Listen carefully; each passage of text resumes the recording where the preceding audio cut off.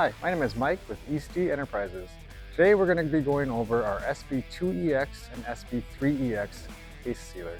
Today we're going to be going over the installation, out-of-box installation, the adjustments, machine adjustments on there, and the running of the machine for you. When we first go up to set up the SB-2EX, we're going to find the location that we want to install it.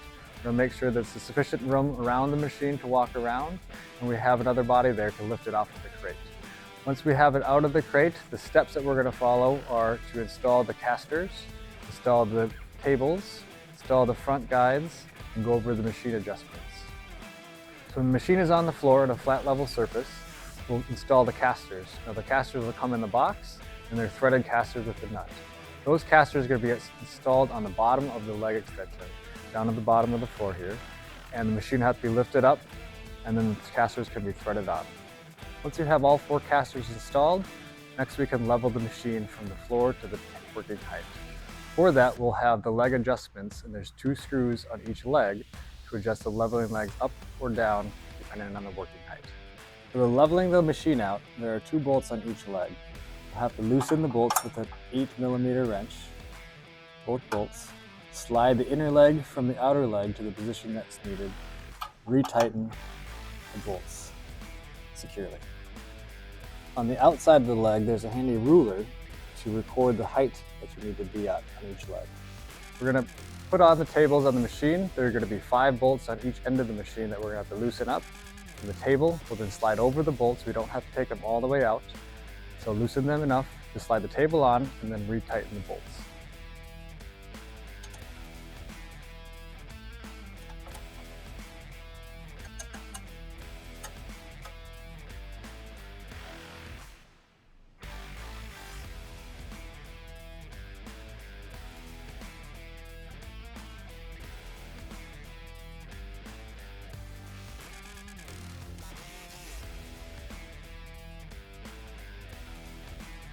The SB-2EX will come with an in-feed table and an exit table standard. We also have an extension roller table that can be purchased separately. The procedure to install the tables are going to be the same for either the standard table or the optional extension table. For assembling the optional extension table, we assembled the legs of the extension table. Now we're going to put it up to the machine and drop it on. Now we're going to put on the in-feed box guides. There's a left side and a right side. We'll put on the front end of the drive belts to help square up the case before it enters the carton sealer. There are 4 screws on each of the front end of the drive belts. We use a metric 5 wrench with the bolts provided and place the right side on and assemble the in-feed box guide.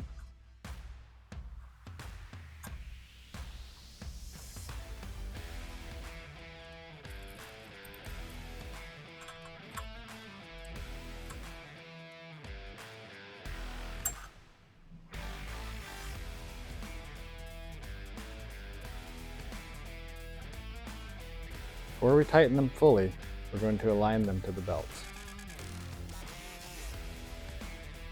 To align them with the belt, the guides are slotted so you can move them in and out. We'll try to get them close aligned with the belt as we can. Make sure they're straight and level.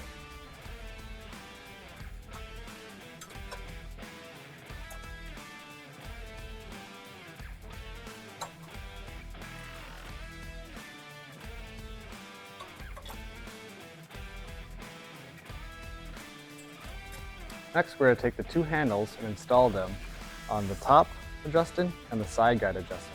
You can put these handles on either side of the machine depending on which direction you need to operate it at. On the handles, we're going to use a metric 3, line up the flat edge of the handle with the shaft, slide it over, and take the wrench and tighten it up.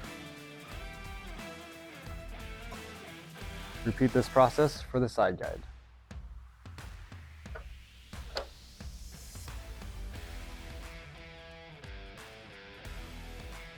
The SB-2EX will come with 2 2-inch tape heads, one for the top and one for the bottom. These tape heads are interchangeable and does not matter that one has to be on the top or the bottom. So for now we're going to start with the bottom and drop the tape head into the taper itself. We have another separate video installation guide for installing the tape on the tape head. Please see that video. So to drop the tape head in the taper, we'll hold it with 2 hands. The head is up, the belts are open. Cavity down here is we'll drop it down in the cavity.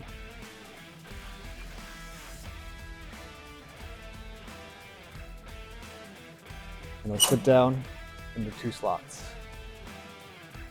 For the top tape head, we can install the tape via the tape threading diagram, and then install it in the slots in the top seat, and then slide it backwards to lock it in.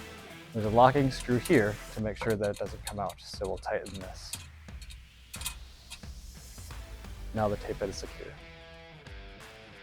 So with the case that you want to tape, we'll construct and form the case and close all the major and minor flaps on the top and the bottom.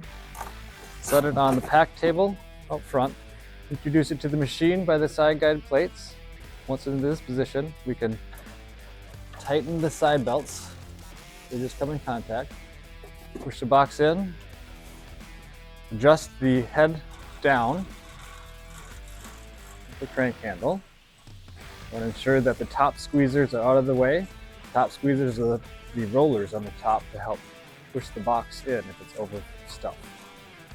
So once we come down, we're going to just hit the top of the box and bring it back half a turn. There should be about an 1/8 inch gap between the bottom of the machine and the top of the box. Once in this position, we can bring the side guides in, top squeezers in, just so they touch the box, and tighten these handrails. The case taper will come with its own cord and plug. It's 110 volts and about 15 feet long. So again, we'll have enough RAM around, and then we can plug the case taper in to an outlet. Once the machine is plugged in, we'll verify that the e-stop button is twisted and up, and there's a panel on this side that there's a start lamp, start button, and a stop button.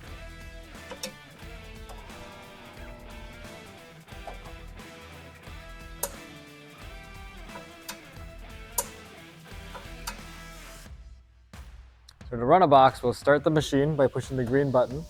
Now the belts are running, so keep your hands away from this area. Our box is formed, we'll push it through the machine.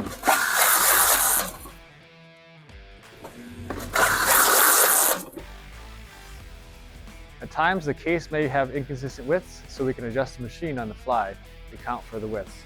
So in this example, I'll show you how to adjust the machine. So we'll feed the box, it's not quite going in. We'll crank the handle down. If it gets stuck, we'll turn it a little bit more and tighten it up. And the top squeezer adjustment, at times these can become unadjusted, so I'll demonstrate how a box will get stuck if these are not adjusted properly. So we'll have to adjust this out.